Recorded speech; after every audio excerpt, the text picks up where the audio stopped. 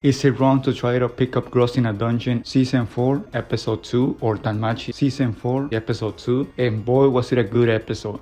I actually didn't expect it to be this good. I expected to be a little bit more slower because I actually thought it wasn't actually going to give us a lot of things this episode, of course. And it actually gave us a lot of things. So yeah, I mean, in that sense, it really surprised me in a good way because it was better than I expected. I expected more of a transitional episode than anything else. But man, it got straight into the action, to be honest, and straight into the plot because it didn't want to wait anything. It wanted to introduce us into what will be happening in the next few episodes because we got a lot of stuff. So yeah, I'm going to be talking about them. This is going to be a more speculative type of review in my end because I want to speculate in a lot of things. I don't know if I'm going to get them correct, but I have a couple of theories of what could happen. So first of all, apparently the mission they are going to, as we already found out in the previous episode, was given by a person or a familia that wanted them to explore the lower dungeons. Apparently it is only needed to go to the first lower floor, which is the 25th floor, and get some items, and then they could go back to the 24th floor. I don't know if they're going to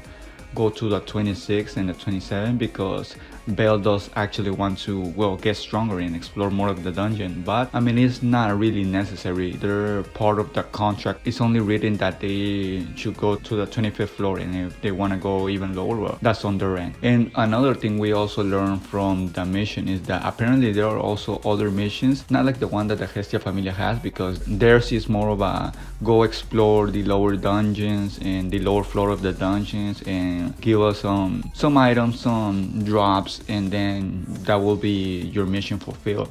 But there are other missions that are of exploring the dungeons in order to find missing persons or missing people, because apparently lately there have been many people missing in the dungeons, and the two guys that we saw in the first episode, I forget their names, but apparently they are also in the dungeon because they took the job or the mission of exploring the dungeon in order to find missing people. And we see one of them at the end of the episode, which I will talk a little bit later in the episode review. But if I were to speculate what is the reason why a lot of people are missing, it is because probably or most likely because of the monster or the enhanced monster that the party fought at the end of the episode.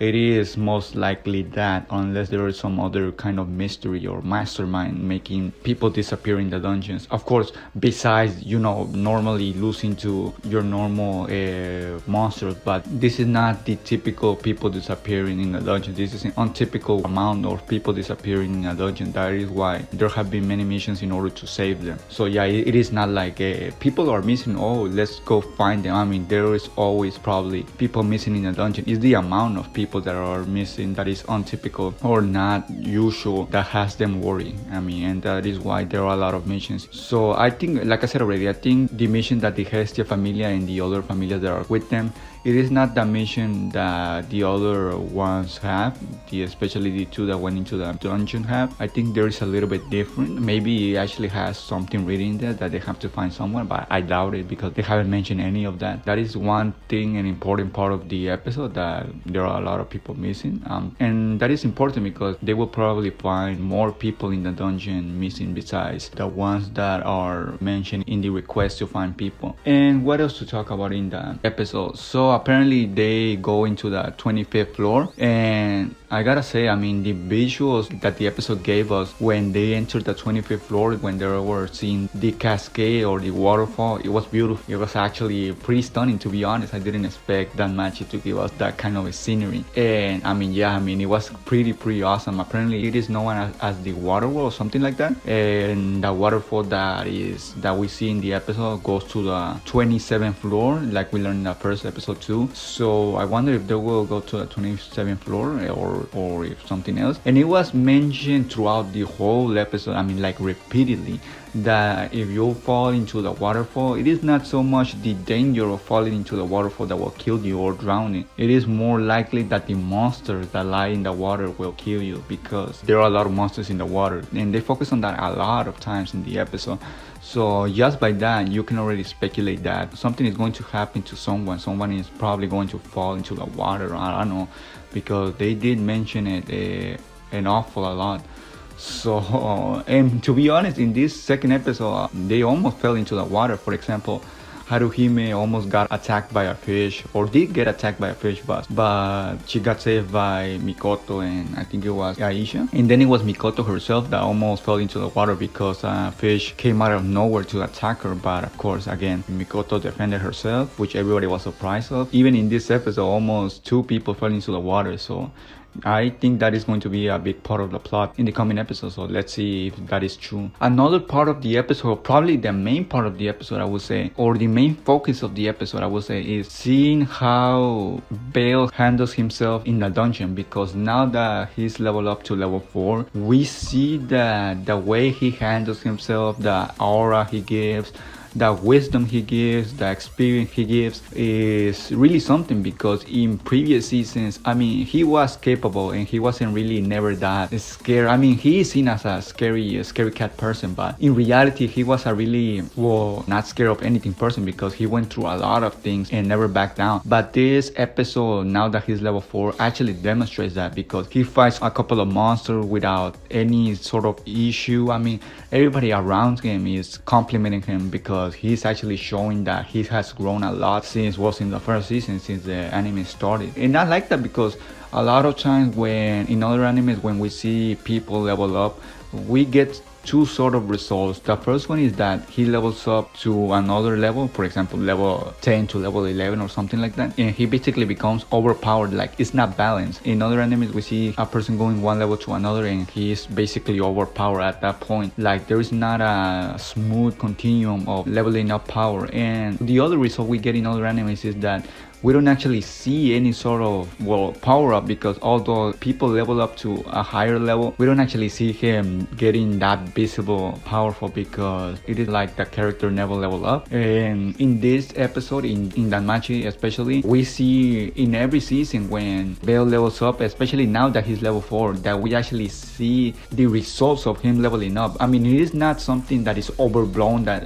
he went down from level 3 to level 4 and now he can defeat every monster, like I said already, like it happens in other animes.